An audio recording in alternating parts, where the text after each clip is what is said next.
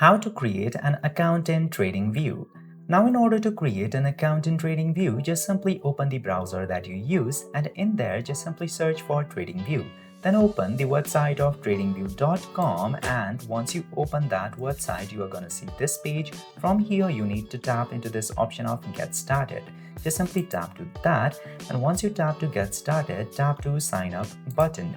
And after tapping to sign up button, you just simply need to tap to continue with Google. And once you tap to continue with Google, select the Google account that you would like to use in order to create an account in TradingView.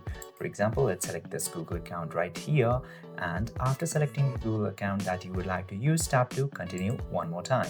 And now, after doing this very easy step, your account in TradingView will be created. You just simply need to check these boxes and tap to Next button. And this way, you can very easily create an account in TradingView.